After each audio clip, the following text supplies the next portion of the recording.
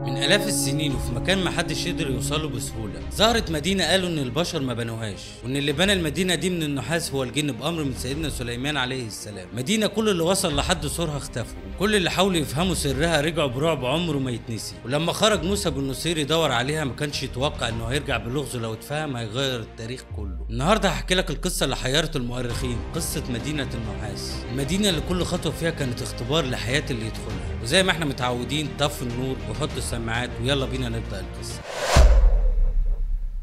بيقولوا ان مدينة النحاس هي نفسها مدينة فيا في الاندلس بالمغرب، والمدينة دي موجودة غرب المغرب على ساحل البحر الابيض المتوسط قريب من طنجة، وحاليا يقال لها انها مدينة تطوان على بعد بسيط جدا من مضيق جبل طارق. والغرناطي اشار انها اتبنت بواسطة الجن لسيدنا سليمان بن داود عليه السلام في فيا في الاندلس بالمغرب الاقصى. وحسب الروايات التاريخية عبد الملك بن مروان حاكم المغرب امر موسى بن نصير انه يدور على المدينة دي. موسى بن نصير خرج ومعاه اكتر من دليل من اللي يعرفوا الطريق للمدينة، وجيش من علماء والجنود، ومشوا في الصحراء اكتر من 40 يوم لحد ما وصل لارض واسعه فيها مياه وعيون واشجار وطيور، وظهر لهم سور مدينه النحاس وانبهروا من مظهره. موسى بن نصير امر الجيش يدور على باب في السور او اي حد عايش جوه، لكن ما لقوش ولا باب ولا اي بشر. وحفر عند السور لحد ما وصلوا للميه، واكتشفوا ان السور مثبت بطريقه قويه تحت الارض، وعرفوا ان مفيش طريقه لدخولها الا انهم ينطوا السور. موسى امر ان هم يبنوا ابراج عاليه عند كل زاويه من زوايا السور علشان يقدروا يشوفوا ايه اللي جوه. وبعدين موسى قال ان اللي هيطلع اعلى السور ليه مكافاه كبيره جدا. طلع واحد من الجنود وصعد، ولما وصل لقمه السور وبص على المدينه فضل يضحك ويسقف بايديه، وبعد كده رمى نفسه جوه المدينه. الجيش سمع دوشه عاليه جدا واصوات رهيبه، والاصوات دي استمرت 3 ايام بلياليهم، وبعدين سكتت. فضلوا ينادوا على الراجل اللي رمى نفسه جوه من كل اتجاه، ولكن ما جالهمش اي رد. وبعدها قال الامير موسى ان اللي هيطلع اعلى السور ليه 1000 دينار مكافاه. طلع راجل شجاع تاني وقال انا هطلع، وبعدها الامير اداله 1000 دينار. وبعدين نصحه وقال له ما يعملش زي اللي قبله ويدخل جوه، ولما يشوف المدينه يوصف لهم ايه هو اللي شايفه، وما يرميش نفسه بالمنظر اللي رمى بيه اللي سبقه. وكان رده ان هو طبعا مش مجنون عشان يعمل ده. واتجمع الناس وفضل يطلع السور فعلا، ولما وصل للقمه وقف يضحك وفضل يسقف بايديه، وبعدين رمى نفسه جوه المدينه. والاصوات استمرت 3 ايام تانية وبعدين سكتت. رغم كده موسى بن نصير كان رافض انه يمشي قبل ما يعرف ايه سر المدينه دي، وكان مش عارف هيقول ايه لعبد الملك بن مروان لو كان راح من غير اي نتيجه، وكان وقتها هو الحاكم. وبعدين نده في الناس تاني وقال ان اللي هيطلع له كذا مكافاه مش مكافاه واحده. وبعدين واحد من الجنود صعد لتالت مره، وبعدين قال لهم عشان ما يحصلش زي اللي قبلي اربطوا على وسطي حبل متين جدا وخلوا الطرف معاكم، علشان لو فعلا جيت ارمي نفسي وفي حاجه بتسيطر على عقلي تمنعوني. وفعلا عملوا كده. ولما الراجل وصل لقمه السور فضل يضحك ويسقف ورمى نفسه تاني. فضلوا يشدوا الحبل بمنتهى القوه، وحاسين ان في حد بيشد الحبل من الناحيه التانيه بنفس القوه برضه. وجسم الراجل اتقطع نصين، نص كان معاهم والنص التاني دخل جوه المدينه. استغرب الجيش وقال موسى ان اكيد المدينه دي فيها الجن واي حد بيطلع عليها بياخدوه. وقرروا الانسحاب بعد ما شافوا كل العجائب دي. واثناء الرجوع شافوا الواح ضخمه من الرخام الابيض مكتوب فيها اسماء الملوك والانبياء والفراعنه والجبابره والتابعين، وذكرت سيره النبي صلى الله عليه وسلم وامته.